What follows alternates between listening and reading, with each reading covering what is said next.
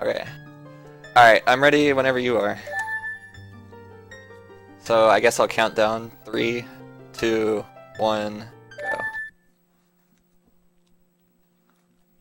Alright, so this is The Legend of Zelda Majora's Mask. It is a sequel to Ocarina of Time. And it is very different in a lot of ways and very similar in a lot of ways. So the first thing you'll probably notice is I'm playing on the Japanese version. That is, one, because there is some version exclusive stuff on the Japanese version, but most of the stuff that I do you can do on any version of the game. However, there's a few differences, like, well, text speed, obviously, and then there's power crouch stabbing. So I know in OOT you guys saw power crouch stabbing. Well, that's a thing in this game too, but only on the Japanese version. They removed it from English for some reason. I don't know why.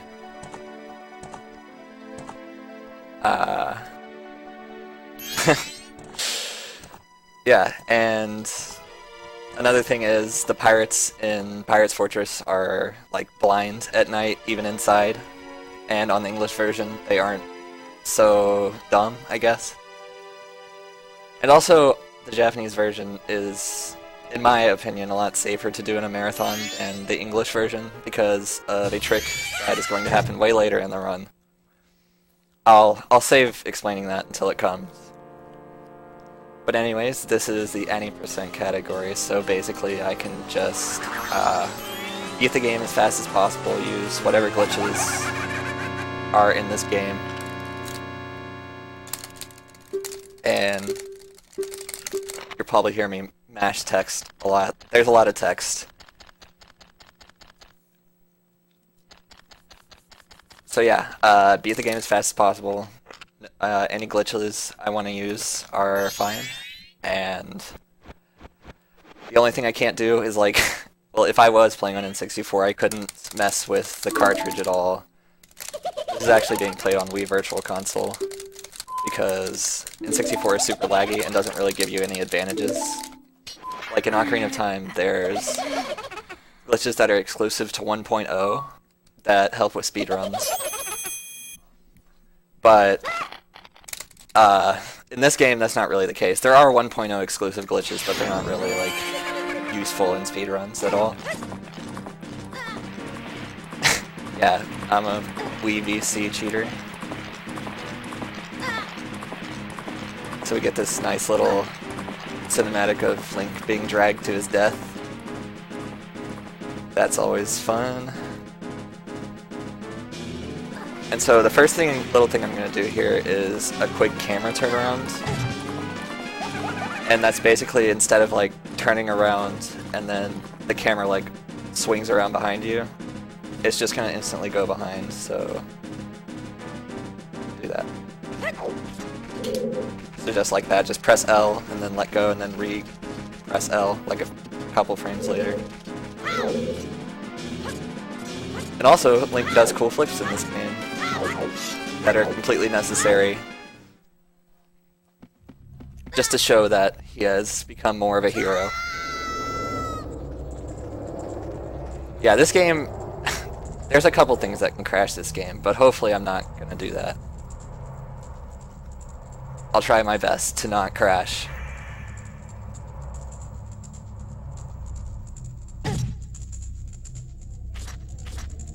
So in this game, you're gonna see me do a lot of bomb tricks. Just like OOT, bombs are kind of like fuel for glitches. And the bombs in this game work differently in Ocarina of Time in that Ocarina of Time, the bomb like expands when it blows up, like the explosion expands out, but in Majora's Mask the bomb explodes and it's like already at its maximum explosion radius, which changes a few things that you can do as far as glitches go. It makes hovering, which I don't think we saw in Ocarina of Time at all, very, very easy and very useful. You're going to see me do a lot of hovering. And it changes the way like Hesses and Mega Flips and stuff like that work.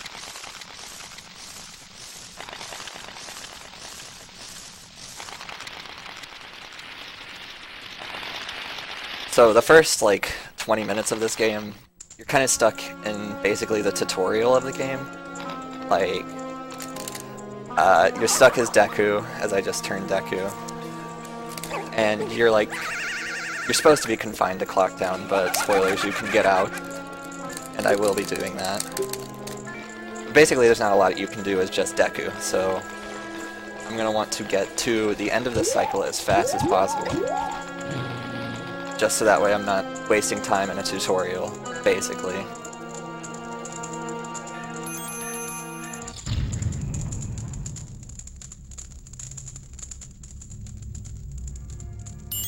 Alright, so there's some things I can kind of explain. You're not really going to understand until I do them, but I might as well explain it now while I'm in downtime, because I can't really explain them while I'm doing them because it's hard. So I'm going to be doing some weird out-of-bounds glitches in a grotto and in a fairy fountain. Basically, I'm going to go... Okay, so I should explain first. All the grottos are on the same scene, and what that means is all the grottos are loaded, all the collision for every grotto is loaded at the same time. But the only thing that's missing is textures, actors, things like that. But the loading zones still exist. So I'm basically going to go from one grotto to another, and it's going to allow me to traverse the world really, really fast in a couple places.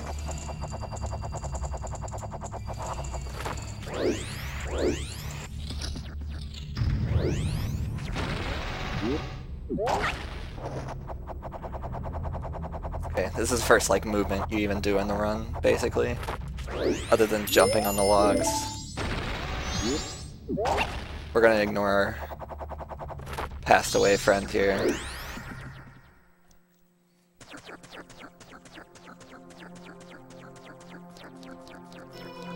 Alright, so I'm about to do a trick here where I'm gonna pause a lot, and that's basically to try and skip this cutscene that the Happy Mask salesman meets us for the first time. Hopefully I get it. It's kind of up in the air whether it's gonna happen or not, but it saves 30 seconds.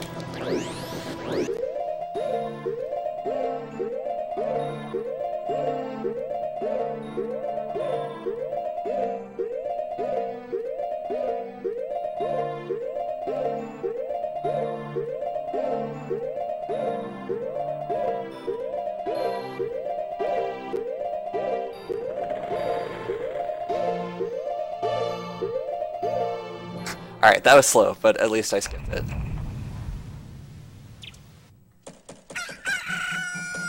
So, basically the way cutscenes work in this game, they take 2 frames to activate. And so, what I did there was pause buffer 1 frame at a time to not let 2 frames pass consecutively, and so the cutscene never got a chance to start. And now we're in Clock Town. And the moon is falling. Well, I guess we don't know the moon's falling yet. We know the mask salesman is leaving in 3 days. We need to try and get him back Majora's mask in 3 days. I don't know if we're going to be able to do it, but maybe we can pull it off.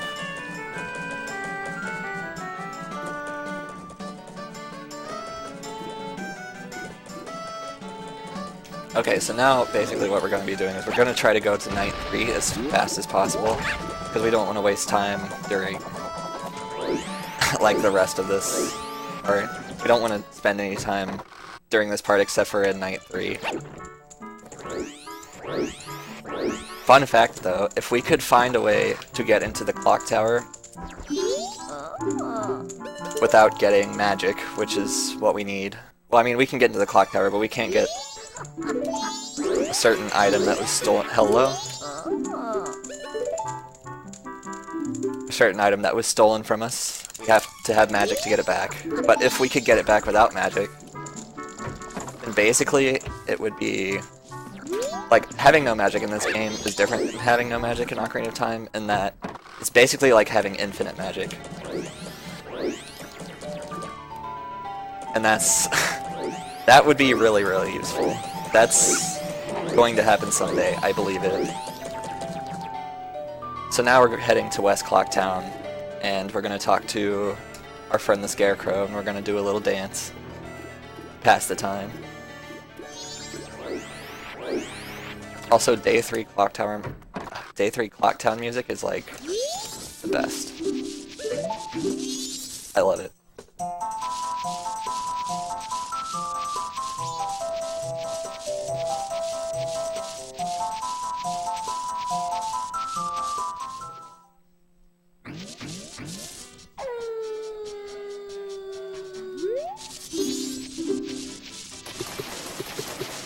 Alright, so now it is night 3.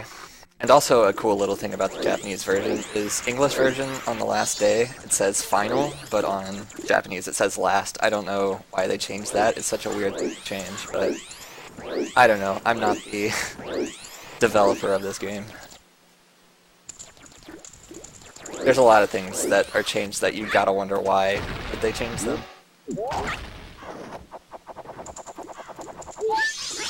So we got Stray Fairy. We gotta use that Stray Fairy to put the Great Fairy back together because Skull Kid broke her apart or something, I don't know. And here's where I'm just gonna leave Clock Town, even though I'm not supposed to be leaving Clock Town. We're gonna be a little bad. And we're gonna be getting as much money as possible. Hopefully I get 90. That'll save frames later. It doesn't matter too much. As long as I get 60, it's fine. Because I need to buy bomb shoes. I don't know what I'm doing. Anyways. I'm getting a really good luck. I usually do not get this good luck. I'm already at 26 in 2 bushes.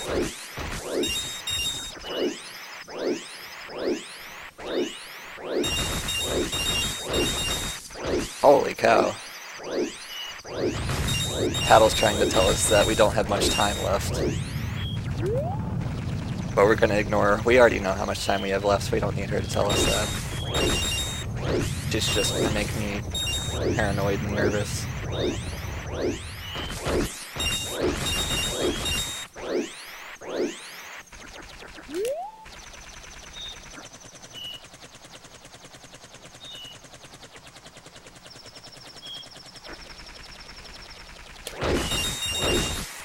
Wow, got 99 rupees. That is not very common, I have to say.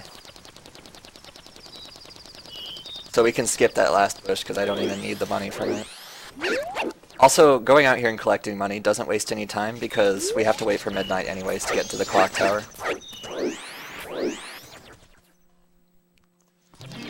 So now we are going to talk to the Great Fairy, get her put back together, get magic, so that way we can get our ocarina back.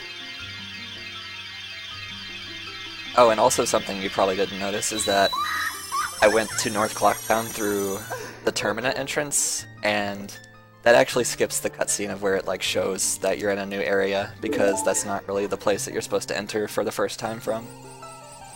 So that's a cool little thing that saves some time.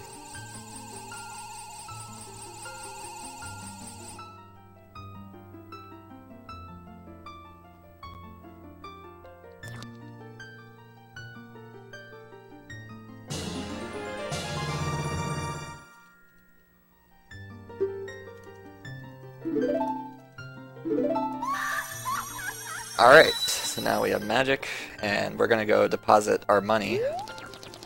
So the way the bank works in this game, because you're only confined through the 3 days, if you deposit money in the bank, you can get it back on the first day of a next cycle, or any day of a next cycle. It like saves your money, and that's the only way you can keep money in this game.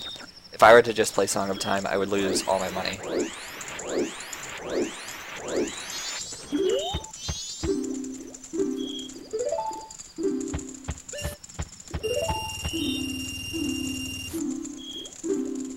Ocean Clair.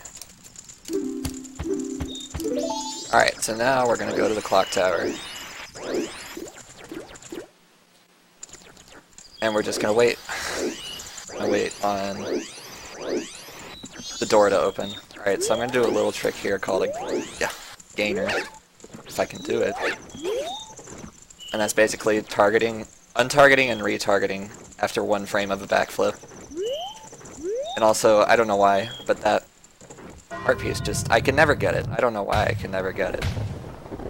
It doesn't let me have it.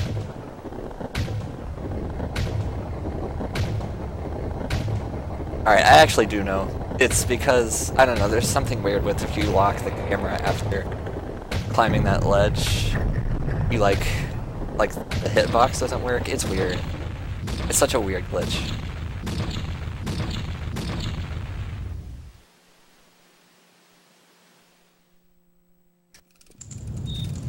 Alright, I mashed A there to try and skip the little text box where Tattle says, like, hey, the door's open, you can go in now.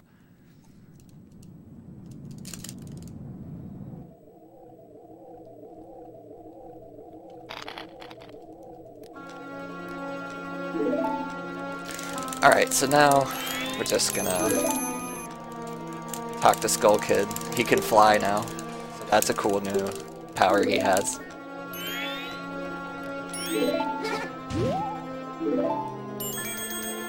Unfortunately, we didn't really get anything in this cycle, so I don't really know how we're gonna defeat him. Oh, whoops. There's more text there.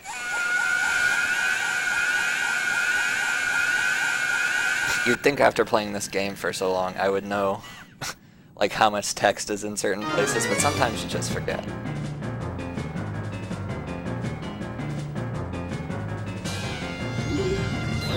Alright, we're gonna target him, shoot him with a bubble, get our ocarina back.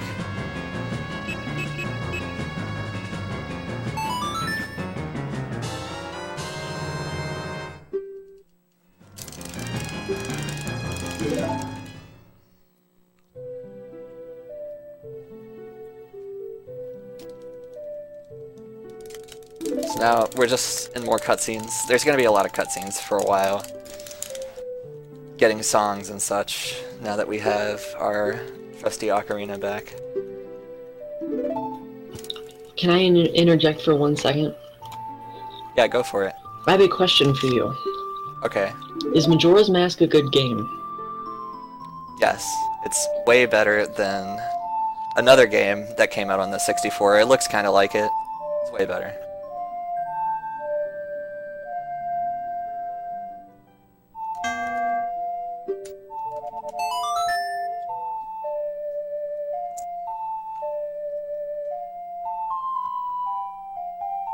Alright, so in normal Claire fashion, I messed up the song. I always mess up that song. I don't know why.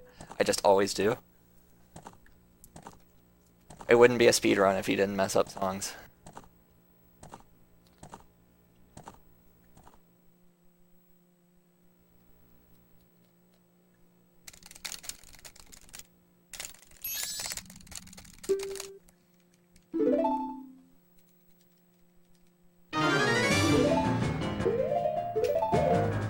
Alright, so now just equip it. Oh, and here's a little neat Japanese thing.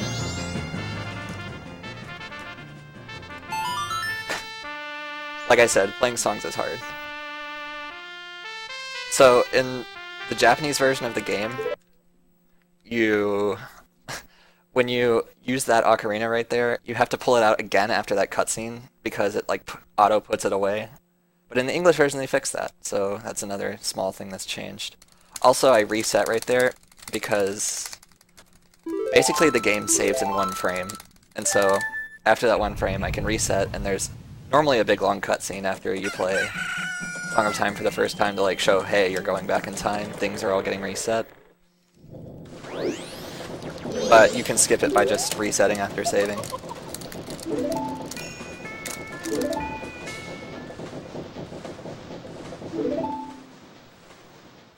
Alright, let's try not to mess this song up. I'm gonna work really hard to not mess it up.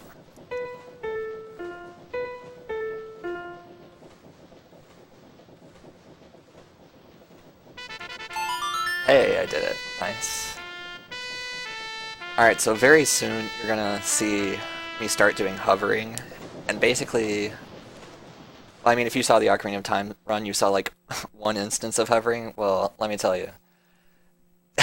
You're gonna get a good helping of hovering in this run. And basically the way you hover is you get infinite sword glitch, which basically makes it to where your sword is always swinging, no matter what. And that makes it to where you can't fall off ledges. And a byproduct of that is that when you take damage in the air, you just like stick in the air. So, we can use that to our advantage and go places we're not really supposed to go. And my first instance of what I'm going to do it with is I'm going to go to the owl statue that's in West Clocktown. And the thing about that owl statue is it's supposed to be there to like show that South Clocktown is past that loading zone. And what it really is it's actually a completely separate owl. And that owl has some interesting properties in that it doesn't have a soar point that you can set to. And also, if you save at it, you go to a weird place, but in the Japanese version of the game, you can't save at owl statues. The only way to save the game is to play Song of Time. I will never do MM low % again in my life, unless more items get dropped.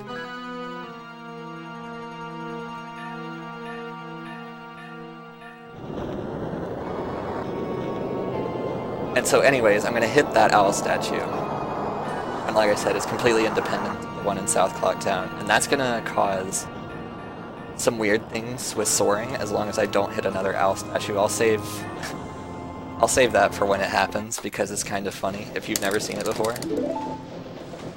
Low %, the world record is 2 hours and 50 something minutes, I think. It has... Basically, instead of getting bombs and bomb shoes, you use the blast mask for all the hovering. And blast mask has a 30-second cooldown timer, so there's a lot of really long hovers. Alright, so now we're finally out of the cutscenes pretty much, and things are gonna speed up really quick. The first 20 minutes of this game is kind of slow, and then it just picks up instantly.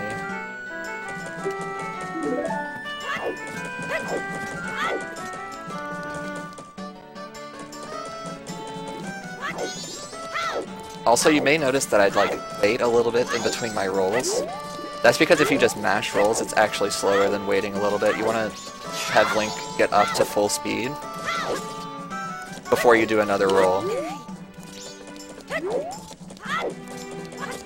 And also, when I jump slash, I'm gonna do a trick called jump slash canceling, which basically all I do is spin the stick before I land, and it cancels the little recovery animation for the jump slash.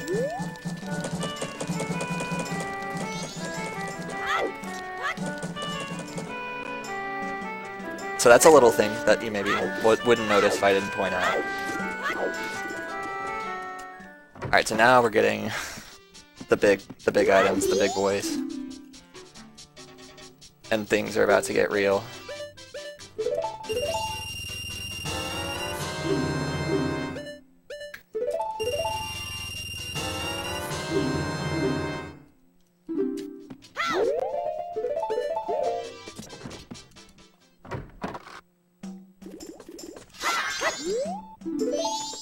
There, I got ISG off that sign.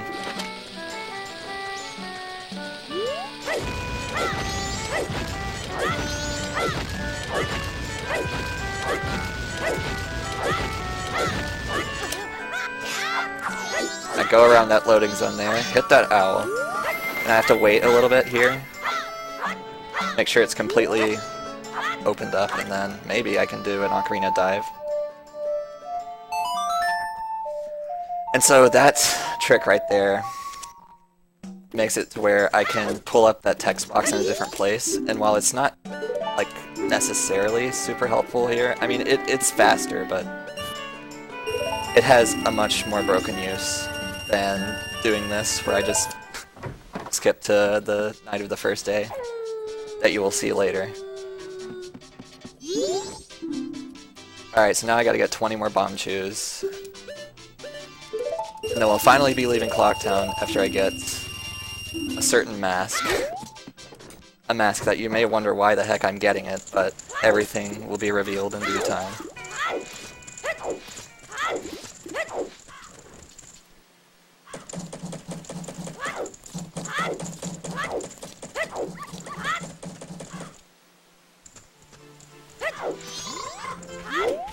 and it's not the bunny hood.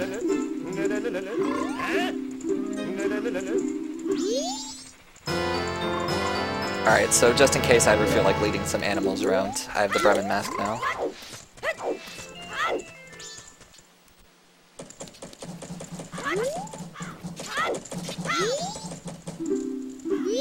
Okay, and now we're finally going to Termina Field.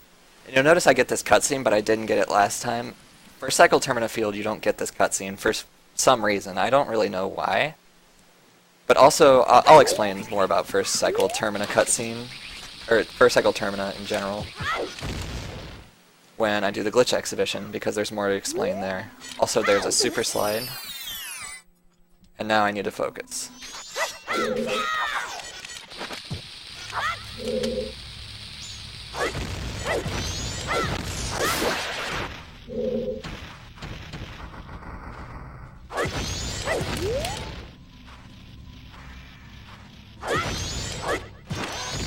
Okay, I failed it. It's not a big deal. So basically, that's what I was trying to explain earlier, but I kind of messed it up, so we're just gonna roll with it.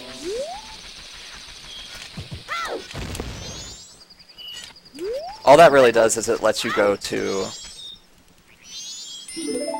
Deku Palace faster. Like, I can go straight to Deku Palace from that grotto, but instead we're just gonna go through the swamp, like you kind of normally would. Also, I did a trick there called Time Stop, and basically what that does is it lets me skip that cutscene. Oh, hello. You blew up my bomb. Okay, whatever. We're not gonna waste more bombs here. We're just gonna put on Deku Mask and go for it.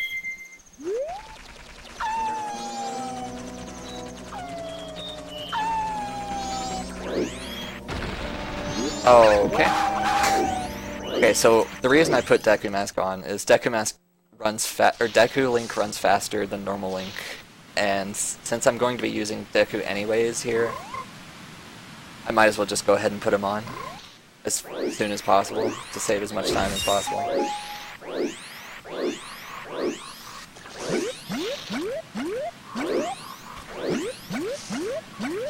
And now we're going to go to the witch's hut because we need a bottle.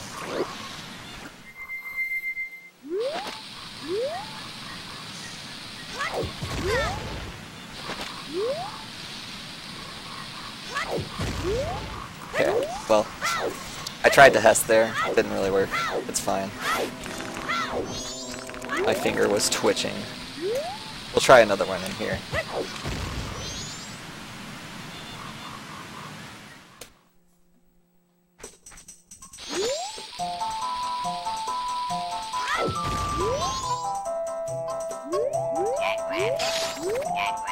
Okay.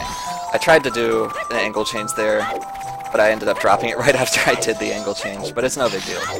At least I got to show off a Hess.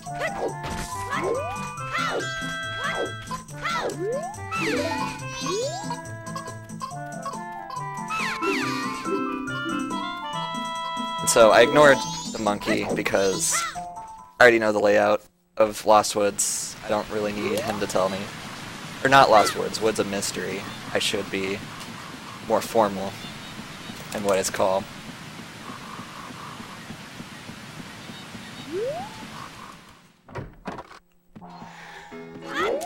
Okay, so now we're gonna talk to her, get the bottle, but we're not gonna go save the other witch. We don't have time for that.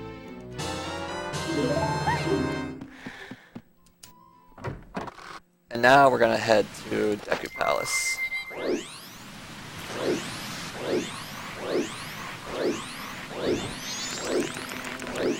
So I'm about to do a trick called Big Octo Skip, and basically the name explains it all. I'm just gonna skip the Big Octo that's over here that normally you would need, like, the boat. You need to hit the boat to hit him. But you can just go right over him.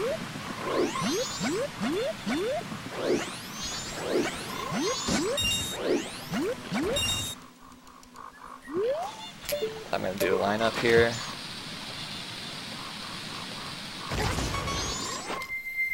Put on Deku Mask, and I missed, target there. You can target him and it makes Zora, or it makes Deku, like void out water faster because he bounces faster.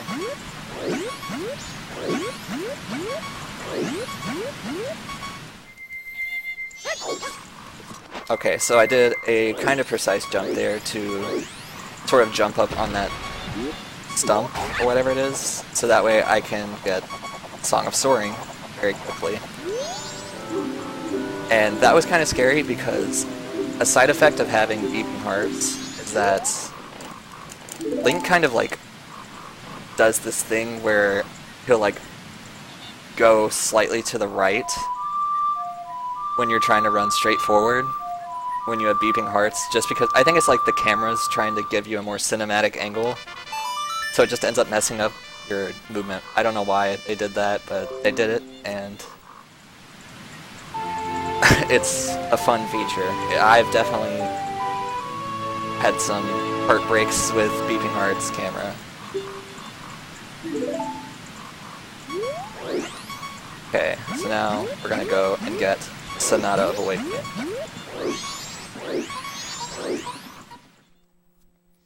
And normally when you get Sonata of Awakening, you have to like do this little... you have to do this little side quest where you like go get a magic bean.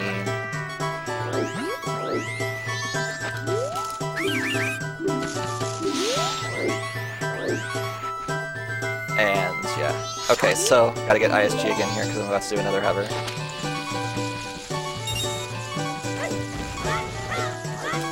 Okay, and then I jump onto this flower. And then I'm gonna hover over to this flower.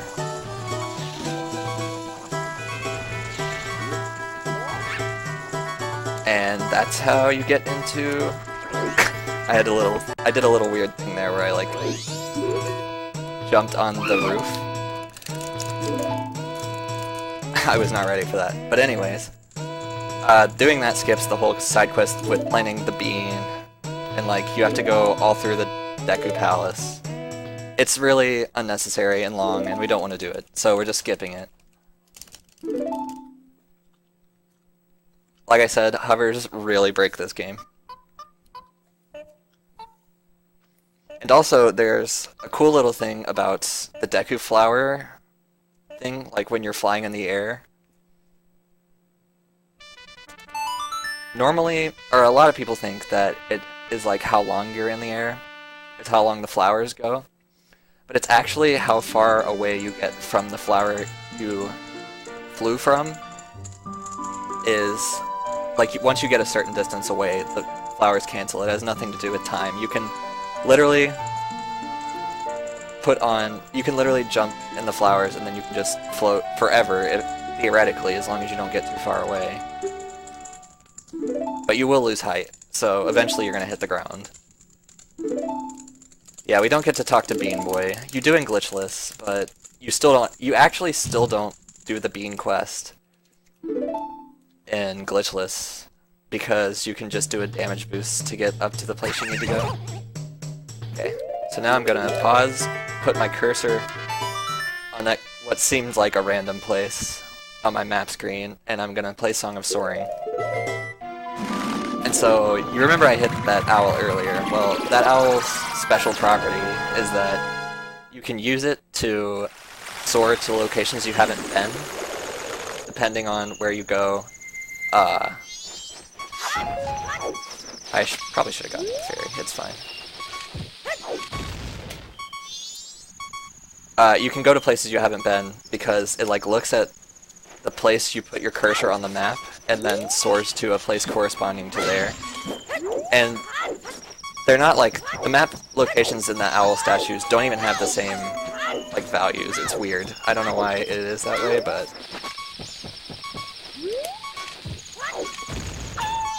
Okay, so now, oh, sick.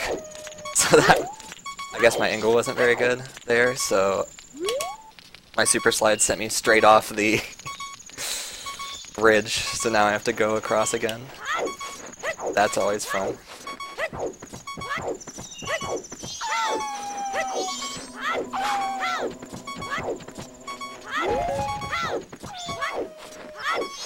just gonna run this time. Mainly because I don't want to keep wasting bombs. Okay, so now I'm gonna play Song of Soaring again. Actually, I did things out of order here. A second, I'm gonna have to cancel out of this menu. Okay, I'm gonna put my cursor on Mountain Village. Then soar, and this is going to take me to Woodfall. Now I have to go to Woodfall now. It's important that I go to Woodfall now because, well, something's gonna happen to our Deku masks, so we can't really wait until later to raise. All we're gonna do here is raise the temple, and then we're gonna leave. And I'm gonna try to get a cutscene skip here. And I missed it. Basically, you get 1 frame to press the pause button there, and then it's the same thing, basically. Cutscene takes 2 frames to start. So I would pause, unpause, then pull Ocarina again, and then I would soar away, theoretically.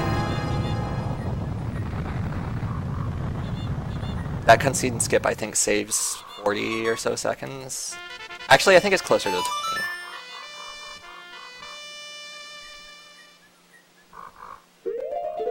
But we're not really trying to break any records here today. Okay, so I didn't put my cursor anywhere on the map screen, and it turns out the default location on the map screen is Great Bay, so that's pretty useful because the only other place that goes to Great Bay is Great Bay. So if it wasn't the default location, you would literally have to just run to Great Bay. You can't soar there.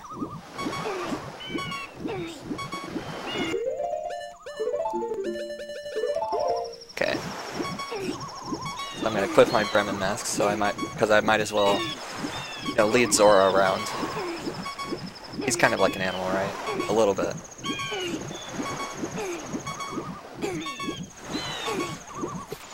Okay. I tried to drink the potion during this cutscene, but it didn't really happen.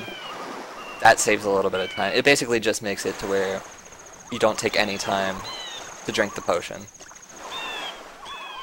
Because you're doing it in the cutscene. Doesn't save too much time, but it is good to get it.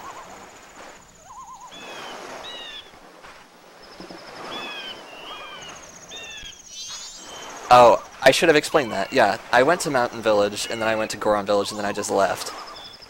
So that's because I needed the map location of Goron Village to soar somewhere else later.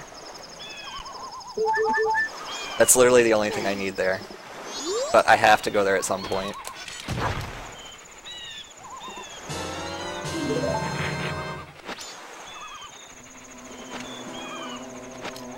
Okay.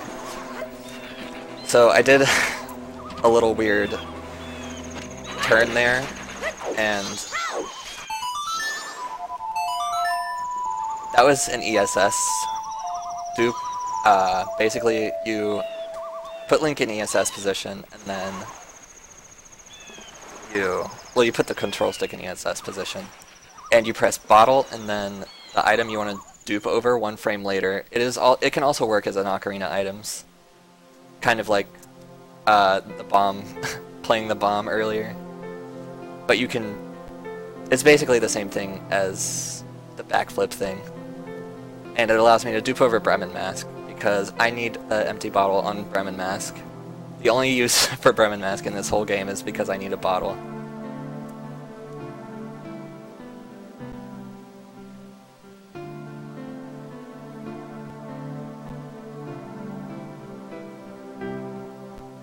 So unfortunately we don't get to lead the little chickens around and make them big.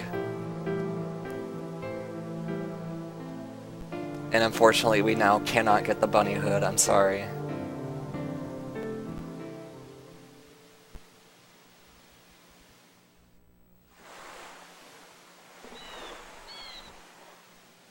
It's a good thing we don't get the bunny hood. Bunny hood is not actually that fast.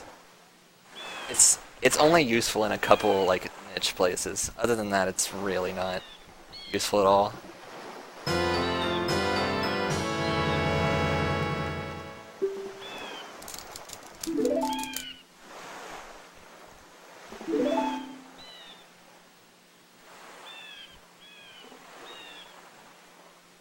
Okay, I'm just gonna super slide here because I've been having some weird problems with ESS today. That kind of happens. ESS position in Majora's Mask is pretty small. So if your hand is even a little bit twitchy, you're gonna have a rough time. Okay, so now I'm gonna equip these things.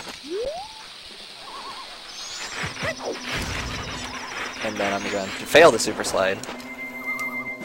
And then I'm gonna put on Deku Mask and then Zora Mask. And basically that just skips the little cutscene where like Link screams when he puts on a mask for the first time. If you go from one mask to another mask, it'll skip that cutscene.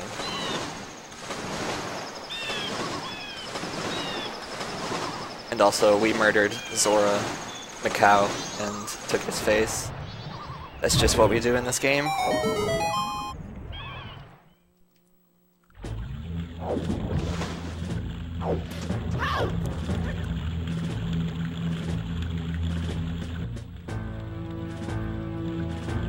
Now you're gonna see just how blind these pirates are.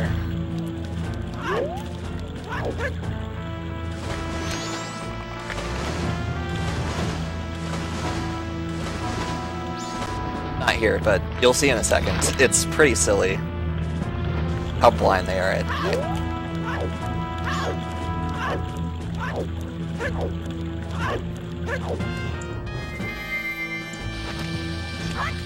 So more hovering, you know the deal.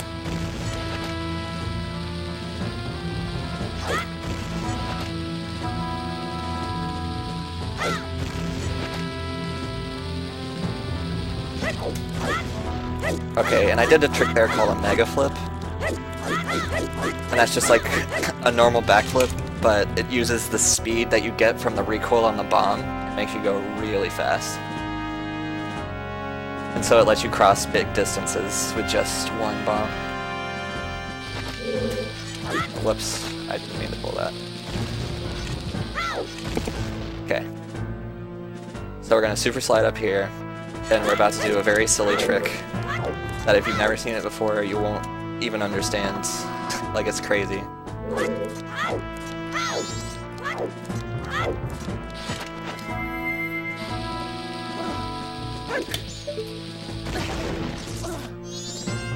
So we basically just go right around these guys, right in their domains, and shoot the beehive. And they are none the wiser.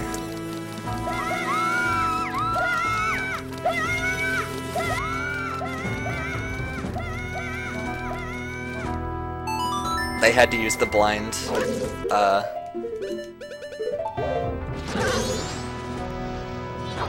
they had to use the blind guards because they had no money.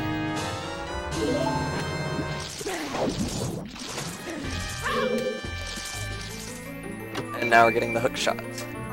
Hook shot is a very, very useful item.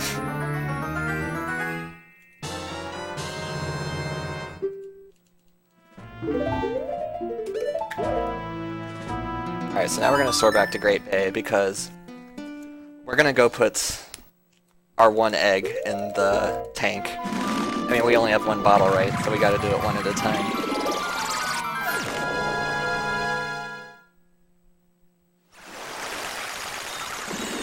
So I guess settle in for a little bit because we're gonna keep going back and forth. There's no other way that we could possibly do this, I mean. Okay, I'm just joking, by the way. We're not gonna do that.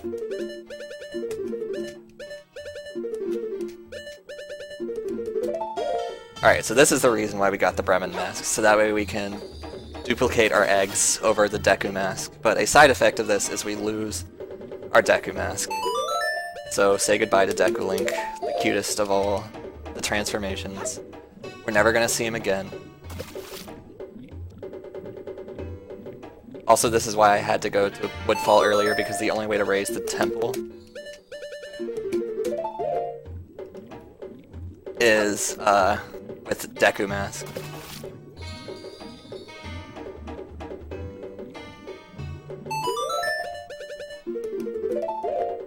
So this trick is called Equip Swap. And basically, that was 4.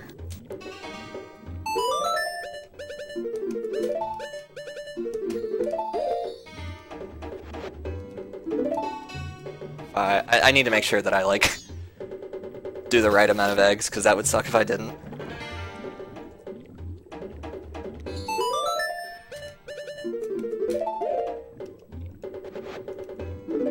Six. Okay, so equip swap, basically you put your cursor on whatever you want to duplicate in your menu, and then you page turn and then page turn back, and then with like the first possible frame that you can do anything,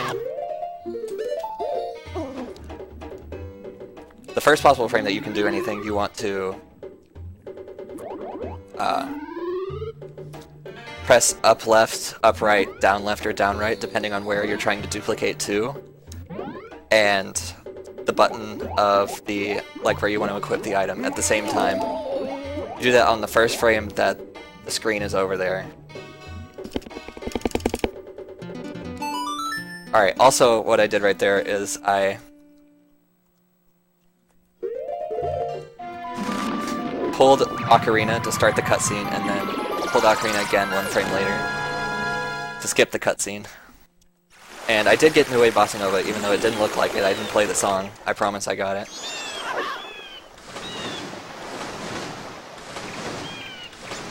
So anyways, equip swap is super useful. You can duplicate literally anything. Oh, messed that up. You can do a quick, like, ESS slide. I call it a Zora extended super slide. That's pretty much the accepted name for it.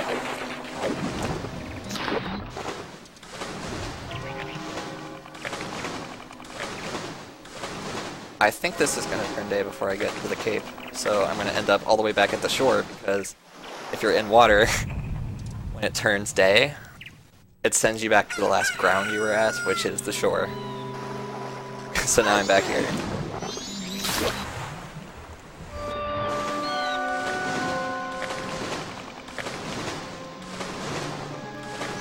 Unfortunately, we're done with Bremen Mask. We can't, well, I mean, we could, I don't know if you can get it again, actually. I've never tried. I'm pretty sure you can. It wouldn't make sense that you couldn't.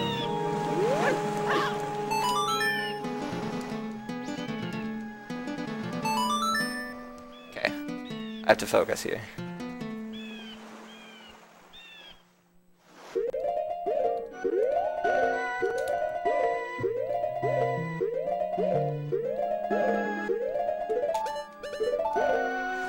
Okay, so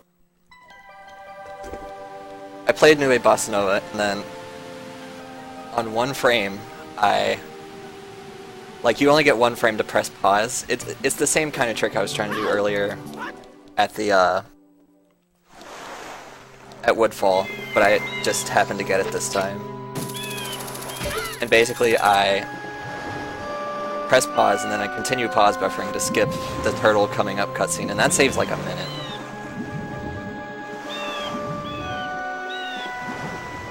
So that's a really good thing to get.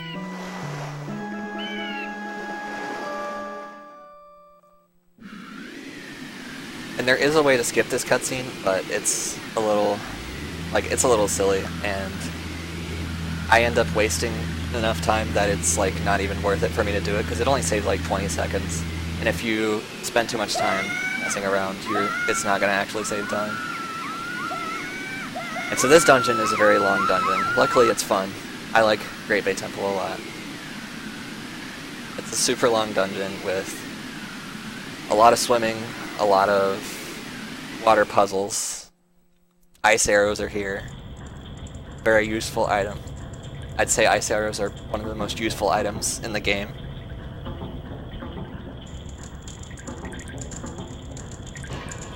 And so here we go. Strap in.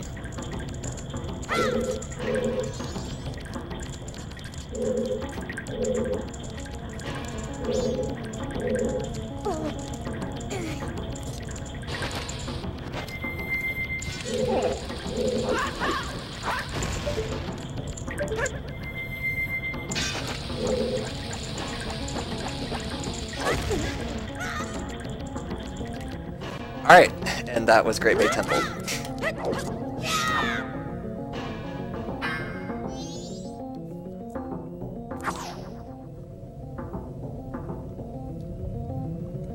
So I was lying. Ice Arrows is not useful. You don't do any of this dungeon. Which is sad, because Great Bay Temple actually is... like, it's personally my favorite dungeon of the game, when you actually play it. So it's a shame that this is the one you just completely skip, pretty much.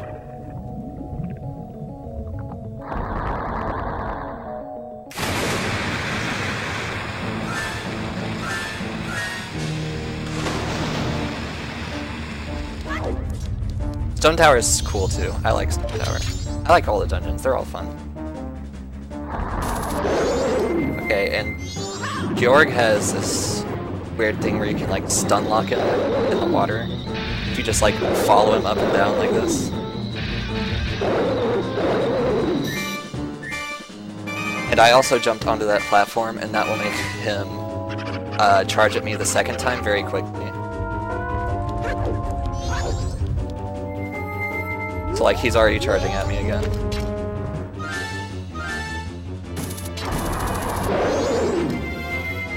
Gotta make sure to avoid the babies by murdering them. Link is kind of a remorseless killer, to be honest.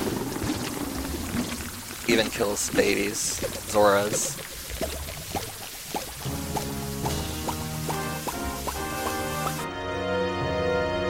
So yeah, that was Great Bay Temple. The shortest temple in the game. Interesting if you haven't seen it for the first time, but... it's not exactly the most special dungeon in the game. Oh, also I should explain how I even got to the boss room. So basically, in dungeons, it's just like the grottos. All of the dungeon is loaded at the same time. And so, you can just go straight from the beginning of the dungeon to conveniently where the load zone is. And you just go straight to the boss room. And you'll find that I do that a lot in these dungeons to skip pretty much... actually, you skip all the boss keys. You don't get a single boss key.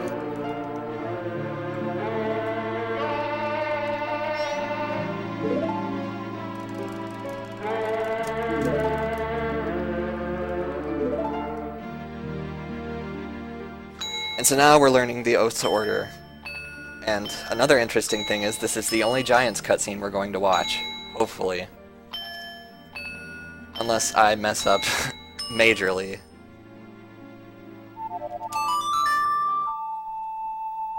And we actually have to watch this cutscene, because if we were to skip this cutscene, the first cutscene, you actually cannot get Oath to Order, which is absolutely necessary to beating the game. You cannot beat the game without Oath to Order. And so, I have to watch this cutscene. Like, it's not because there was no way to skip it. Technically, you can skip it, you're just soft locking, you can't beat the game.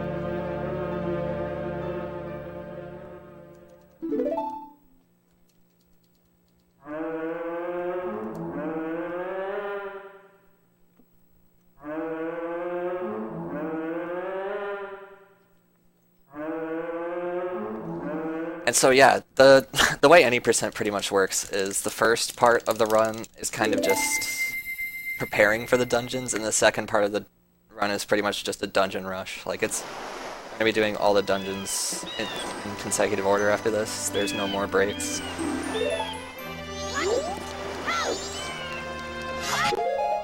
Okay. Oh, I usually put Ocarina there. That's what was wrong.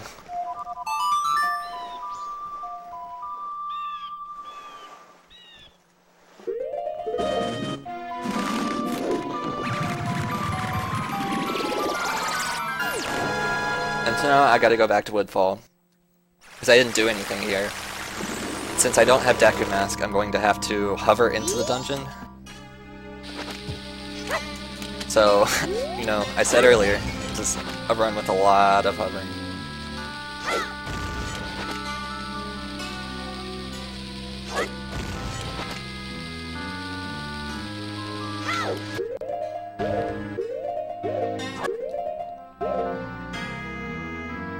That's not gonna work. Okay, so there's basically nothing I can do here but die.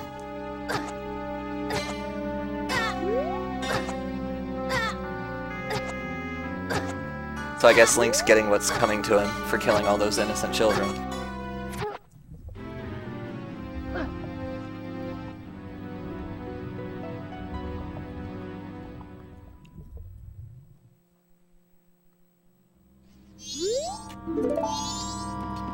I wonder if I have enough bombs.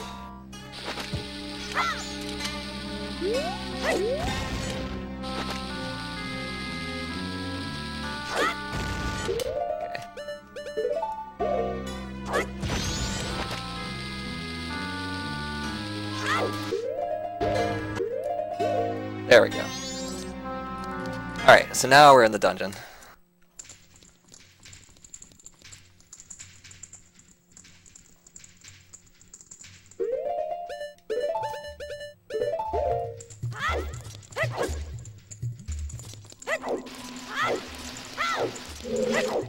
Alright, so I did a little trick there called a quick draw. And basically that just lets me it's a little faster than pulling out the hook shot and then shooting. You just pull it out before. And now this is kind of a precise shot. So hook shot pretty much breaks Woodfall. Like, you skip the whole first part of the dungeon with just that one hook shot. And now we're gonna go get the bow.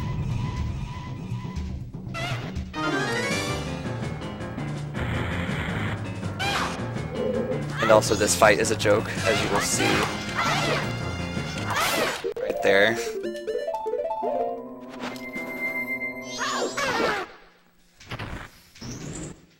And now I have to put Zora on because I need Zora later, and just like Deku, Zora also goes faster than Link.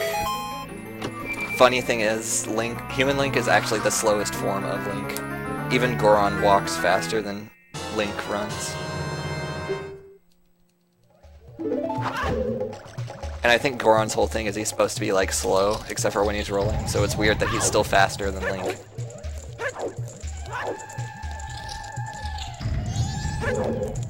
Okay, so now I'm gonna do a clip here. That is an acute angle clip. And I'm trying to do another Ocarina dive here. And I'm storing Song of Time, and this is the more useful version of the song storage. I stored Song of Time there, and I'm going to pull it up before I finish fighting the boss. And that's going to be helpful.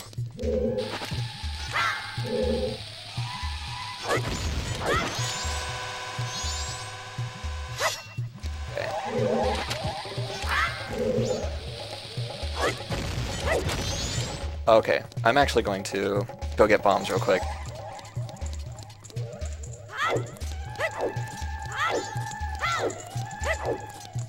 I forgot there were bombs in here, but I should have done that earlier.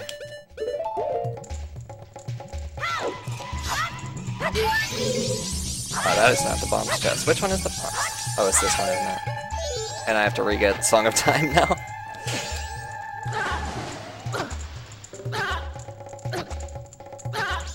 Okay, don't climb it then.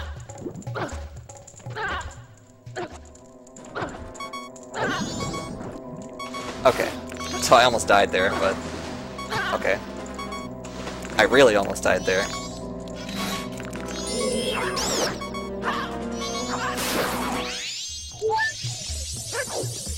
Okay, I just got that fairy, so that way I wouldn't die.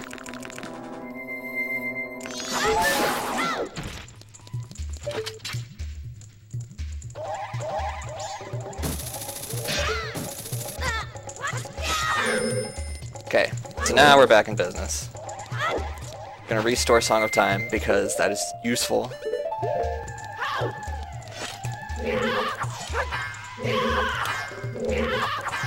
Okay, come on. This is kind of precise, I'm just gonna line it up manually.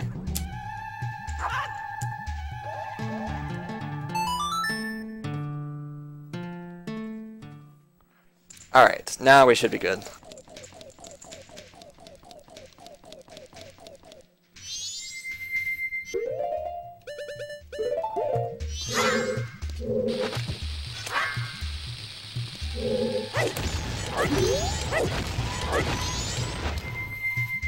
Alright, so I'm gonna do a ground clip here.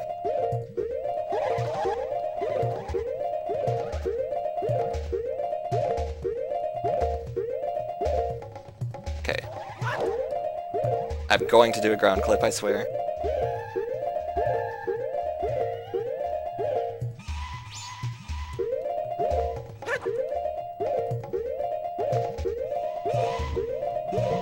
There we go. Oh, that's not a ground clip, that's a ledge clip. My bad. And that only works as Zora Link. Because it's height dependent.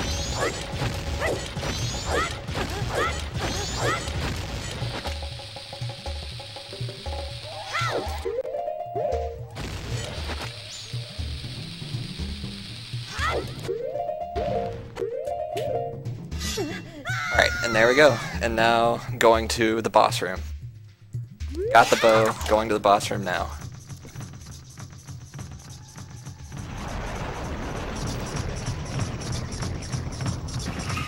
And just like earlier, pretty much that's going to be the story for all dungeons, is I'm going to get the dungeon item and then I'm going to leave.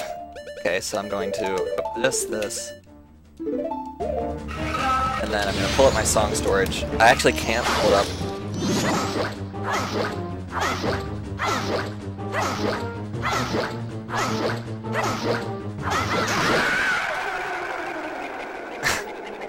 Alright, so pull up song storage, because I can't pull it up after I beat the boss. If I pull it up after I beat the boss, it says something like, notes echoed far but nothing happened.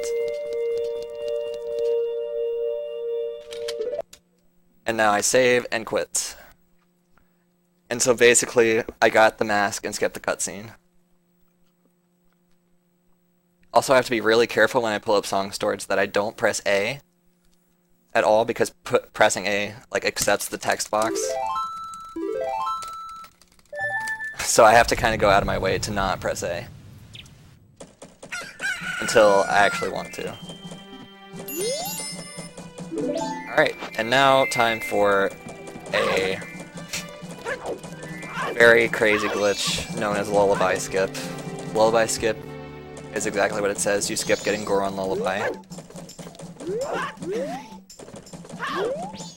And it is a pretty difficult glitch to do.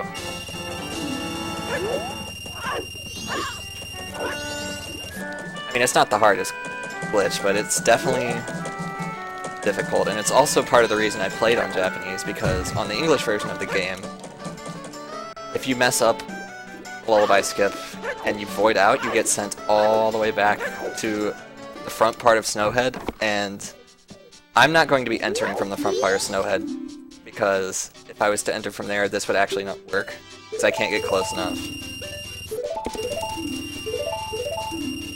And also I just bought bomb shoes with, I bought bomb shoes with 69 rupees instead of 80, because the game just checks how many rupees you have, and since the rupees count down one at a time, you can buy the second set of bomb shoes before you run out. And so now we're coming back here, which probably seems a little weird, but this is necessary to get to the fairy fountain of Snowhead instead of the actual front entrance of Snowhead. And so, if we had Deku Mask, we actually wouldn't have to do this hover. But since we deleted it, we need to do this hover. Okay, come on. Come on.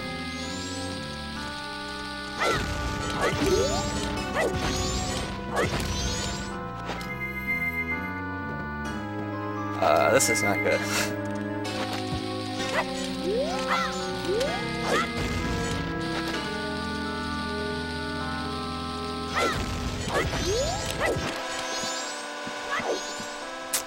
Okay, I'm gonna do something. I'm just gonna reset here, so that way I can go get more bombs and bomb shoes.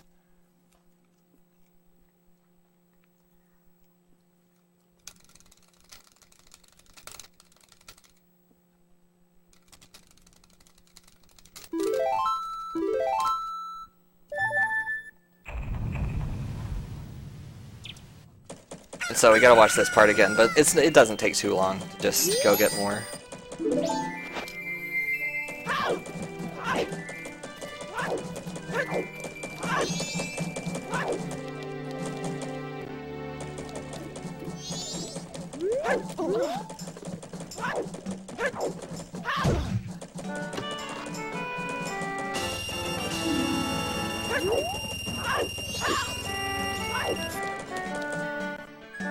Alright, so anyways, what I'm going to be doing next is Lullaby Skip, and Lullaby Skip, you're basically constantly fighting against the Goron blowing you away, and so you kind of have to do a lot of interesting things to keep from falling off, basically. And then also just to get into the temple, because he's always blowing you no matter where you are. Like, he sits on the front of the temple, but he literally blows everywhere. The wind goes on every part of it.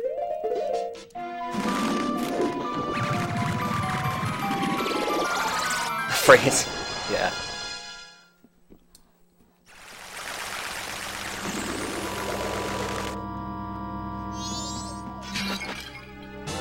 Always blowing.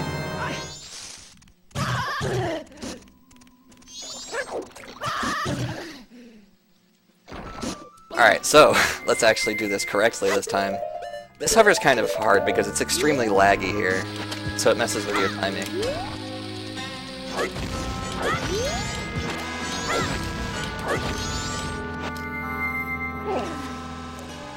Okay, there we go. And now we're in the fairy fountain.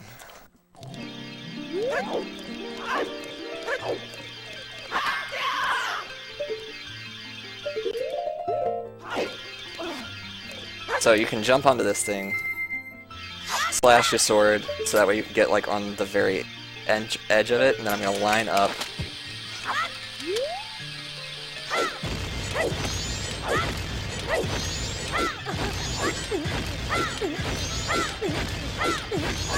Then I'm just gonna hover into the abyss and into the other unloaded fairy fountain. And now I'm at Snowhead.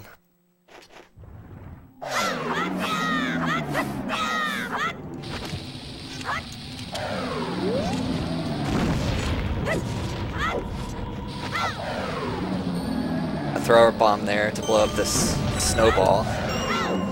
Make it a little easier on me.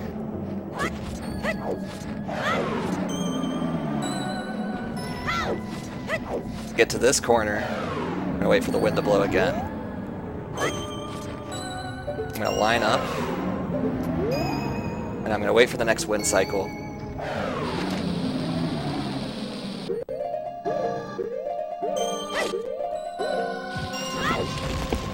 I'm gonna do a super slide here, and I'm gonna be super sliding into the wind, so that way I can get around this corner.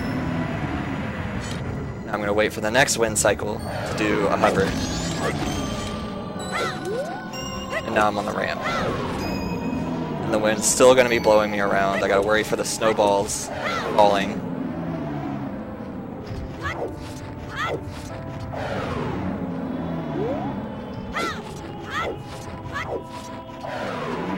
Okay, the wind actually helps you a lot there. It's the only part that the wind actually helps. And now, finally, we are going to get into Snowhead.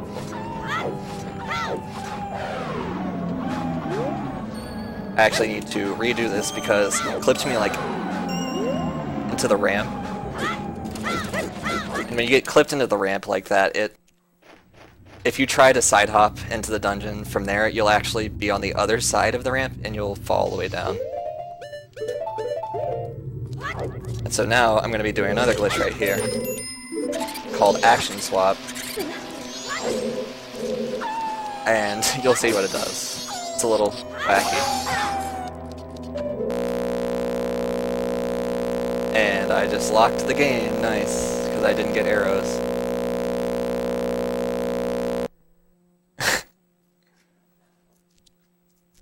Like, you get to see it crash, that's good.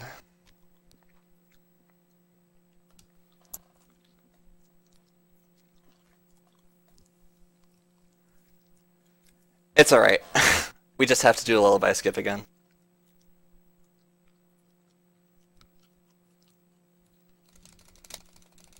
You know, third time's the charm, right?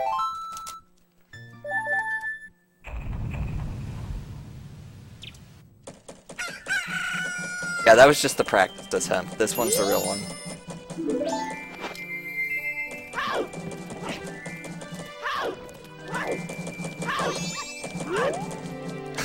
This run it can be very difficult.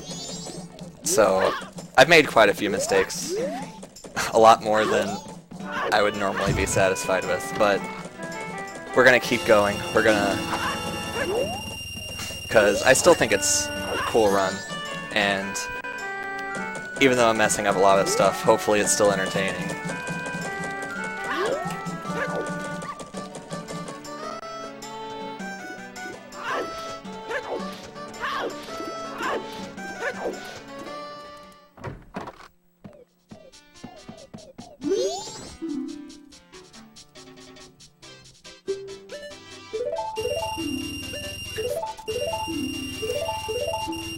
At least I haven't failed that.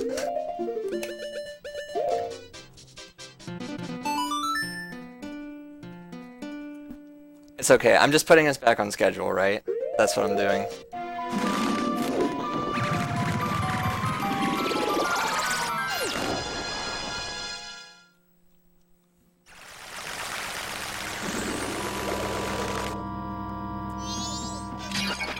Yeah, you needed me to mess up. This was all calculated.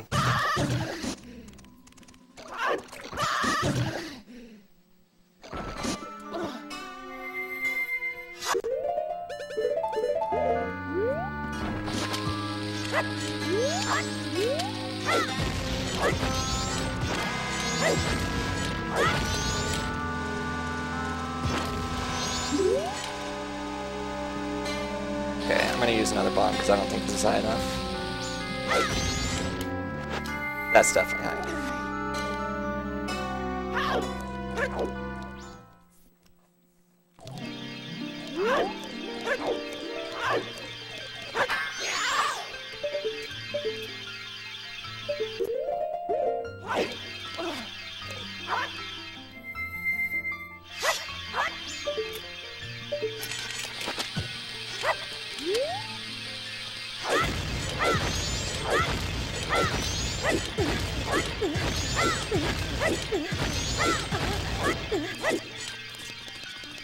Alright, so take 2 of Lullaby Skip in case you didn't get enough of it last time.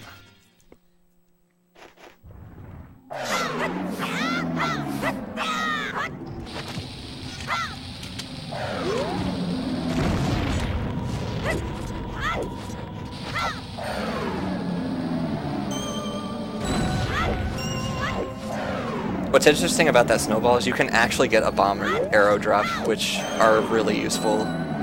But it, like, never happens. It's basically like you should never plan for that, because it's not going to happen.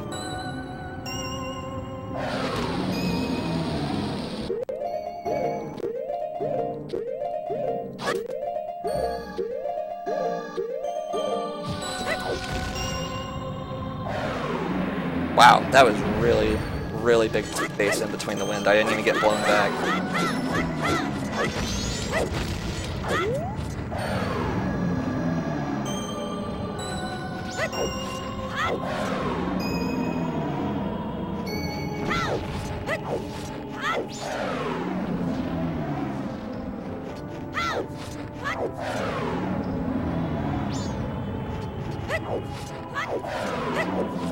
Okay, and we're almost back in there. And this time I will remember to get arrows. I've only ever made that mistake once before, because usually you just get arrows, like, it's not like an uncommon drop from that icicle to get arrows. But I got magic, which if you ask me is the more uncommon drop. And I wasn't even thinking about it, which is my fault.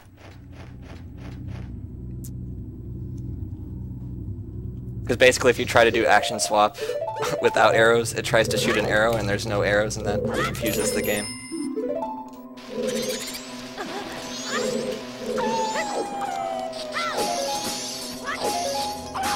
Okay, there we go. And so, action swap allows me to shoot a flaming arrow with my Deku stick. Because, you know, reasons. This game's silly.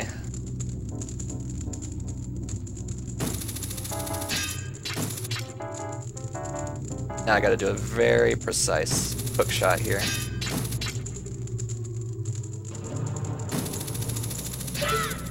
They call that pixel shot for a reason.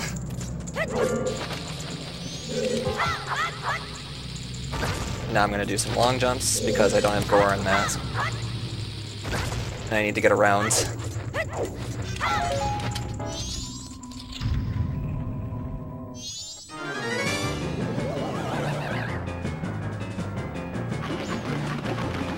And now we're gonna fight Wizrobe, who is the silliest boss I've ever seen in my life.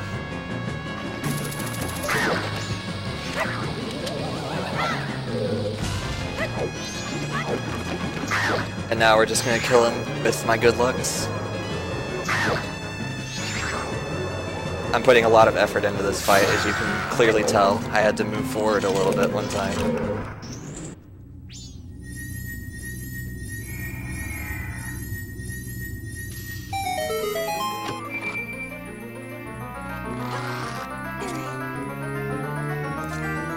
And now we have fire arrows.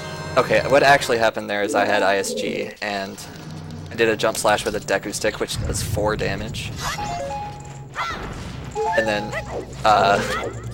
ISG counts for power crouch stabbing, so I basically was just constantly putting out a 4 damage hitbox.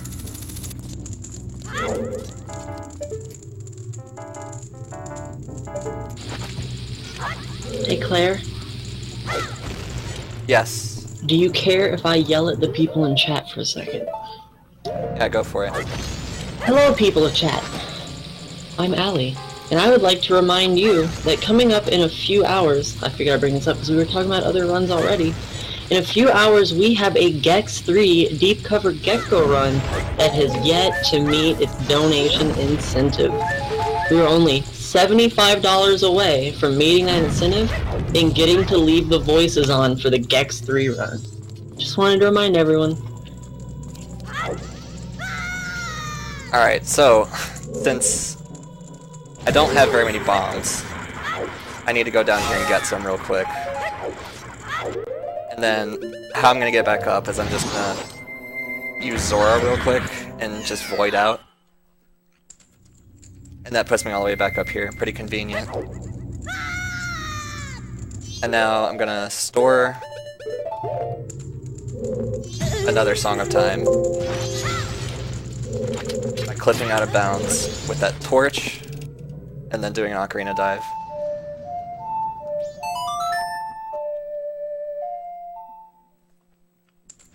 And now we're gonna go fight Goat. But I don't have the boss key, so how in the world am I gonna get over there, you might ask? Well, like all problems, it can be solved with a bomb.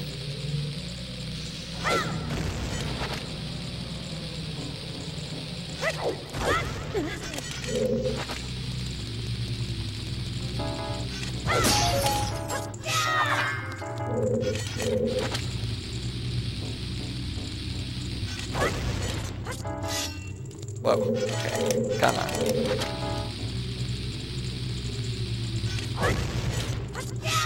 Okay, there we go. So, right there you do what is called a recoil flip, and you do...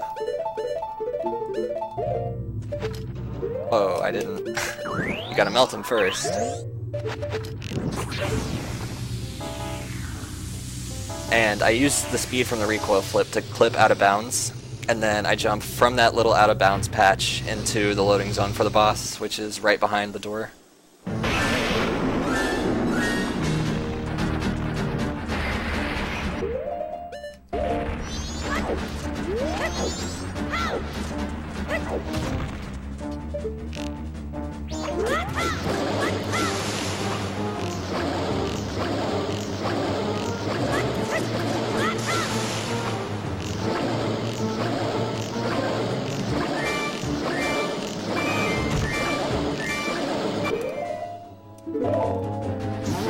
sure to pull Song of Time up before you kill him, and then there you go, that was GOAT. So for some reason, if you stand in that specific spot, you can like make him not move. So you can just keep firing arrows, but he will move eventually. So you saw I like side hopped back and forth a couple times. And that was just to reset his timer for like when he was going to start running. And so yeah, pretty simple fight. Almost all of the boss fights in this game are actually super easy. Twin Mold is a little challenging, and Majora can be kind of crazy.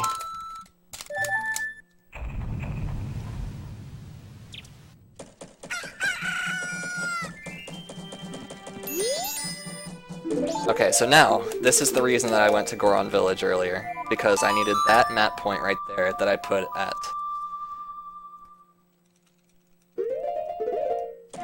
And that map point just so happens to correspond to the Owl and Stone Tower, so I don't have to climb Stone Tower. I can just go straight to the top, and then go right into the temple. I'm going to do another version of Time Stop here too, so that way I can basically manipulate this block from running away when I get off the switch.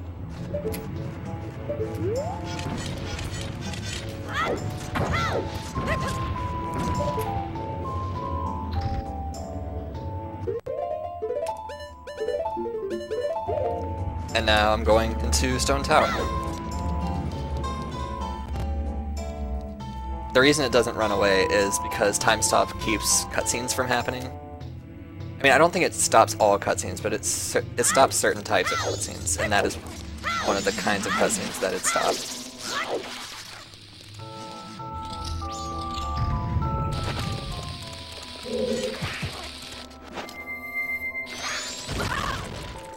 And I did a little clip right there to get through that block by getting hit by a bomb yet again. Bombs are so useful in this game, it's crazy.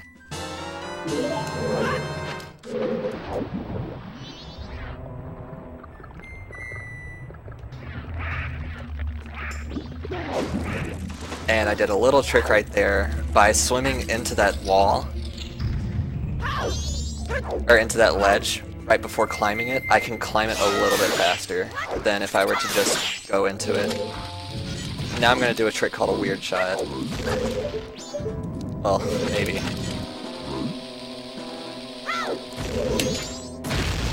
Hello. If you do that second try, he's like right there, and it's very funny to be right in his face. So I'm going to do another weird shot here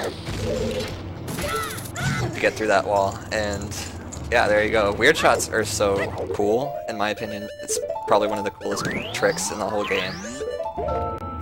And they're also just so useful in Stone Tower.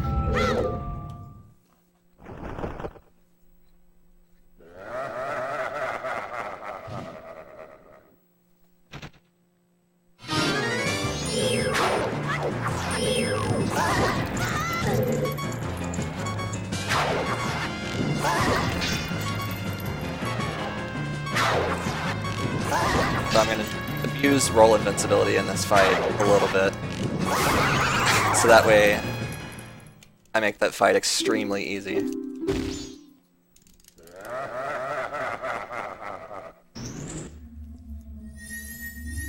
And now I'm going to get light arrows, but it's going to be a little different than getting other items. Because as you can see, I put a bomb there, and that bomb's about to explode, which is not good.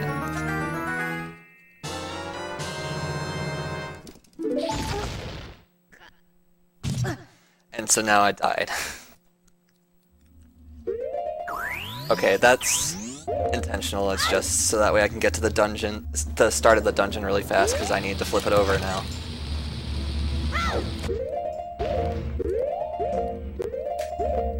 I always pause buffer this one because the lag in Stone Tower is very weird, and I tend to have trouble getting that weird shot unbuffered. And luckily you can shoot that switch from both sides, so it makes it a little faster.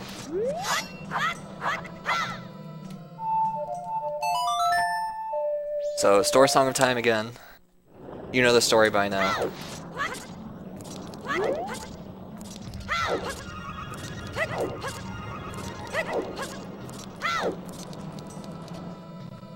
And now we're in Inverted Stone Tower. And even though we have light arrows, I'm gonna skip this other light arrow block.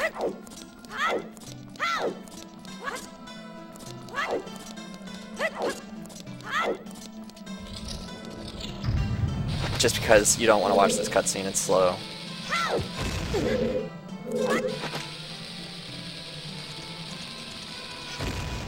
This is another recoil. That wasn't really a recoil flip, but bomb recoil, basically. Okay, that hand grabbed me. It's not a big deal if the hand grabs you, just because he'll put you right back up. He's a really nice hand. So recoil flip over to this Igor bridge. Hit him with bombs, and he's dead. That fight is very easy.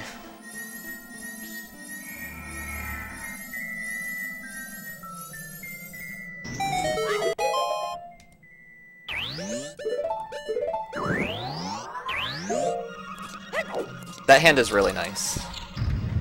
Not mean, like all the other kids. Okay, last weird shot to get under here, so we can go get some equipment.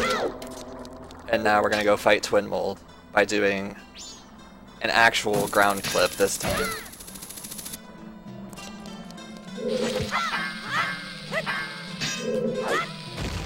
So recoil flip onto this little seam where that slanted angle is, and you clip through the ground and through the wall, and then you can just go straight to the load zone.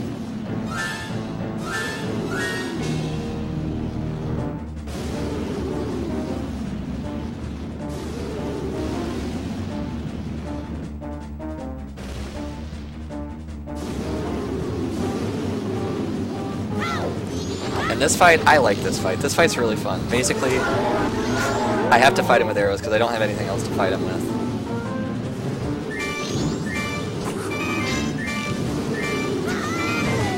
And he just owned me, wow.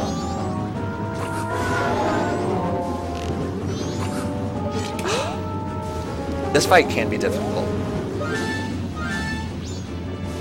You either get really, really good patterns and good aiming, or you just get... It's either like the best thing ever or the worst thing ever. I never really have an in-between.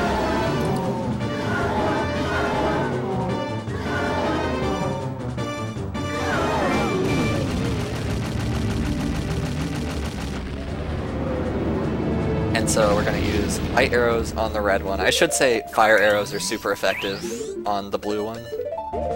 And since we don't have ice arrows, we just use light arrows to do as much damage as possible to red.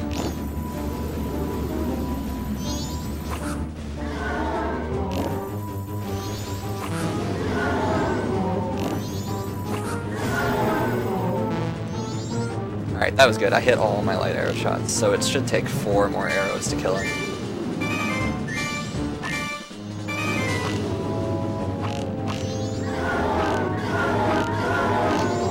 Ugh, he went underground. I kinda got some bad patterns in this one.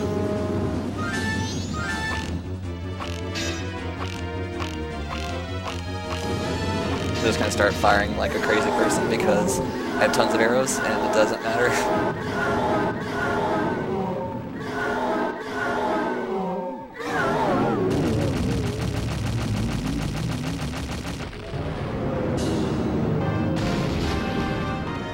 However, I forgot to pull up my stored Song of Time, so this is what this is what it says if you pull it up after. It's just like your notes echoed far, but nothing happened.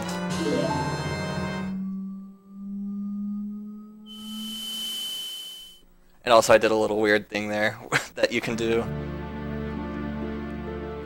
If you pull up that text, it like weirds the game out.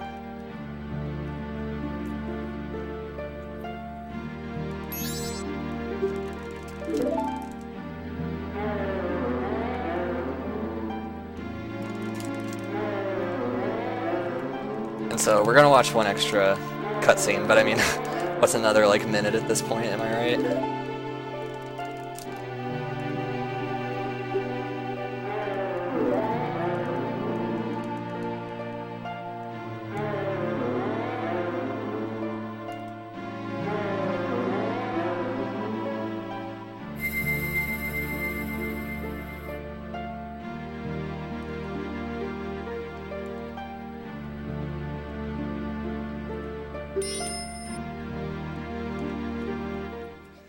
Alright, so now we have beat all the dungeons. In this game, you have to beat all the dungeons. Like, there's no other way to get to the moon as far as we know.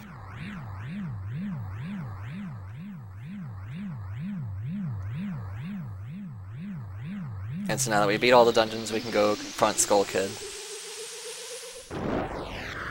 You can actually get all the way up to where the moon is, but you can't get in it, unfortunately.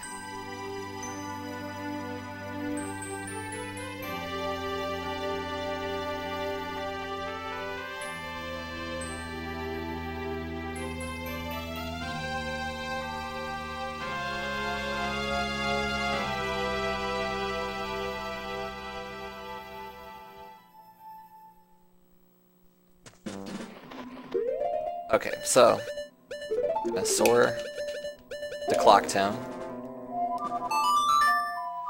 and I'm gonna go into the moon.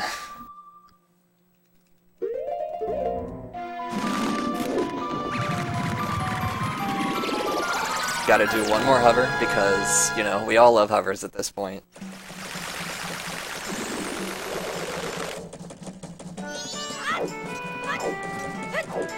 We're gonna take our trusty friend here, the dog. He's gonna help us with this hover. It's a co-op hover.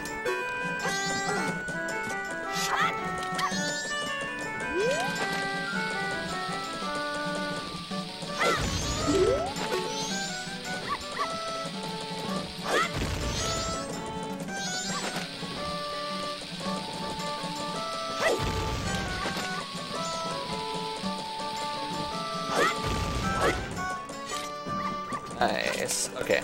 So now I gotta go get more bombs. I thought that might be a little off, but I figured I would try it anyways. That just means we get to do another hover.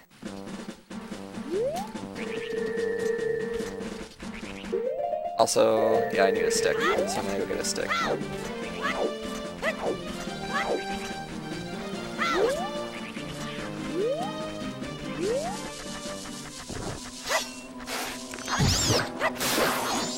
And I didn't get the stick, I got Deku Nuts.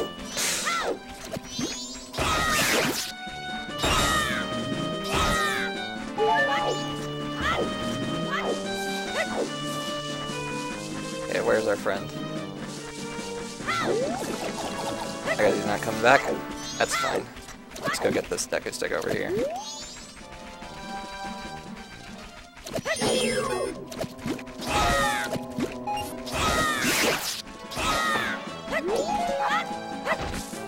Well, if the game would give me bombs, that would be great.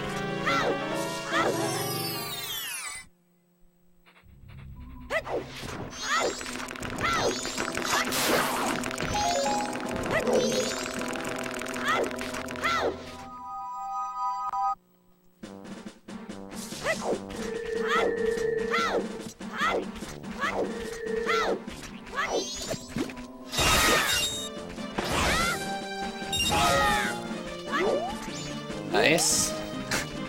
These bombs never come. When you're on a good run, I found when you're on good runs, usually bomb luck isn't too bad, but when the run has been like this run has been, you never get bombs, and you're just so upset.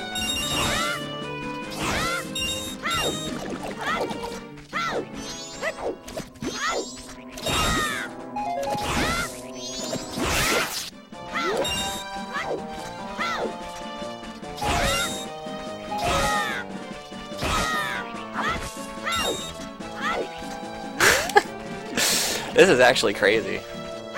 I haven't seen luck this bad in so long. There they are.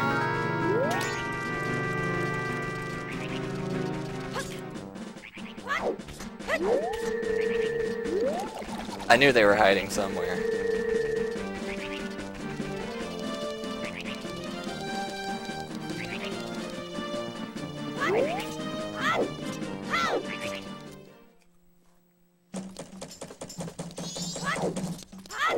Alright. Dog hover take 2.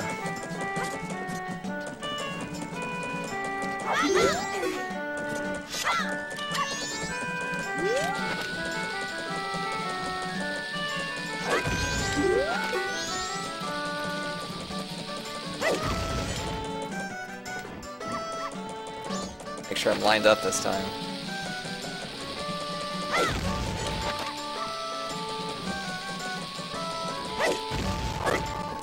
There we go.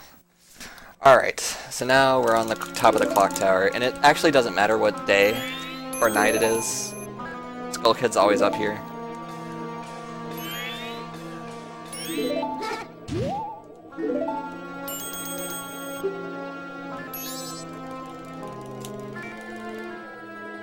And so now we get a good cutscene, but it's a long cutscene.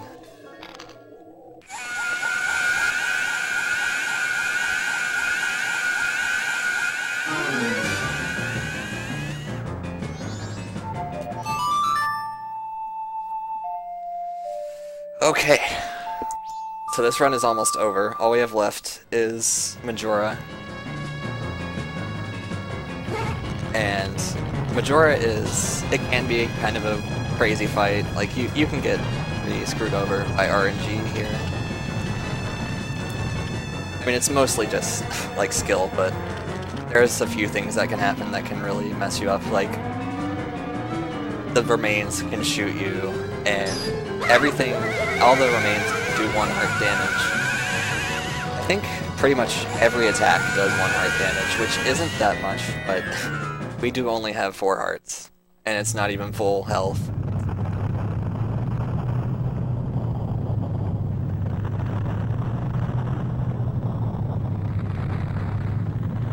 But luckily with equip swaps, if I get in trouble, I can just equip swap a fairy, I'm pretty sure.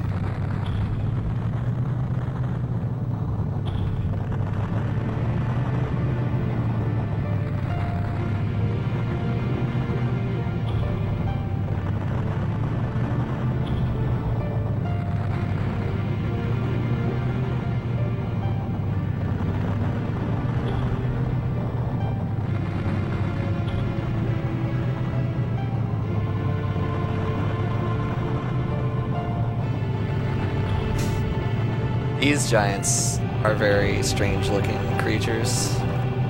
I don't know how they even came up with the design for these guys.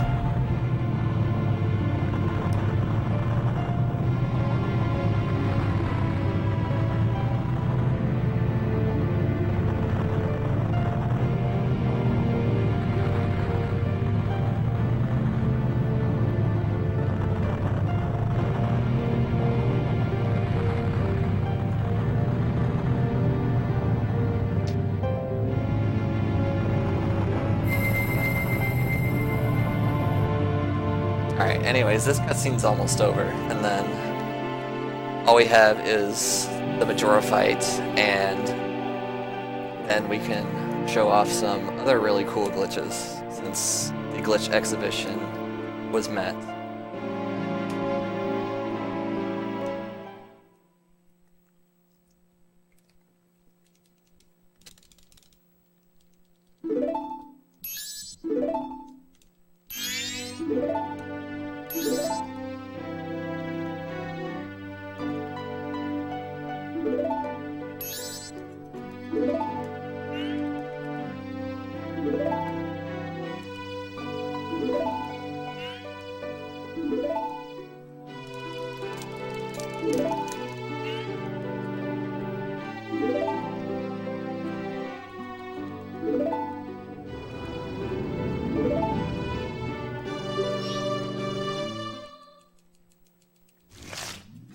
So anyways, yeah, this run, it was kind of a disaster, but I mean, any percents for Majora's Mask, it can be that way sometimes, where it's just you lose minutes and minutes and minutes. Because a lot of the things you do are kind of like you either hit it first try or you lose a ton of time. And these tricks are definitely not very easy to do.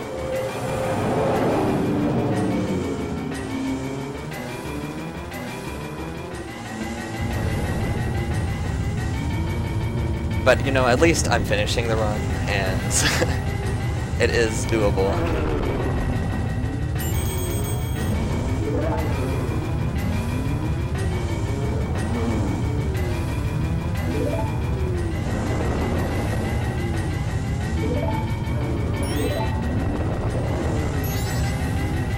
Okay, this cutscene's almost over, I swear. This is such a long cutscene. It's pretty much the Light Arrows cutscene of Majora's Mask.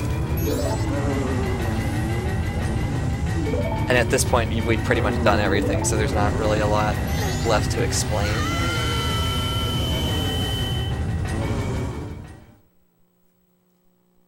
So we're gonna do one last super slide. Use our last bomb.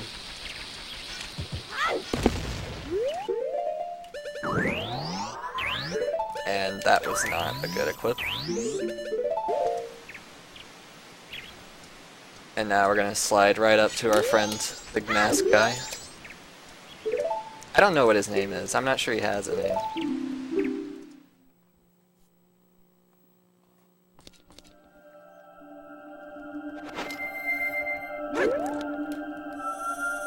Do a little swag. Side hop into the cutscene.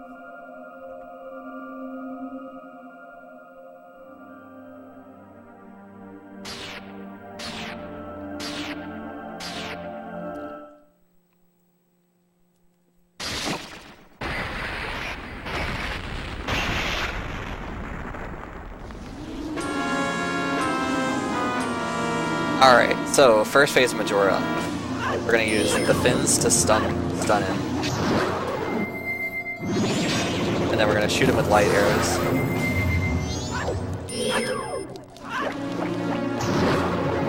Luckily the fins have like crazy hitboxes that can just hit him all over the place. Because he's actually only vulnerable from the back. And also there's like a couple of places where you can hit him in the front and it'll work. The fins are really, really good at hitting him.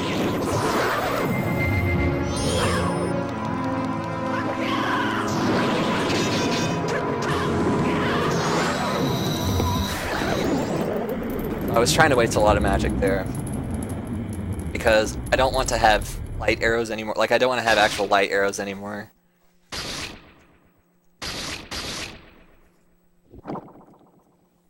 I just want to have light arrows equipped because Majora's Wrath cannot avoid light arrows. But even if you don't have magic, he can't avoid them. Like, it's really helpful. But this is why I didn't want to have light arrows, was because that guy can dodge very well. And this is what I was talking about with the remains.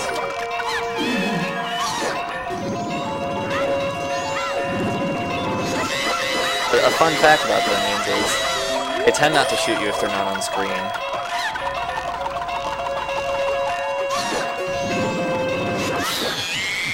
Alright, so now this is the last phase of the fight. Time is coming up when I deal the last blow.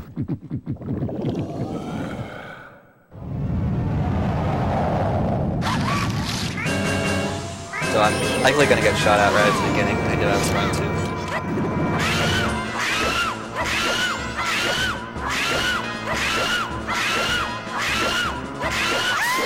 Alright, that's it. So this run was bad, but it was... I think it still did a decent job of showing things off.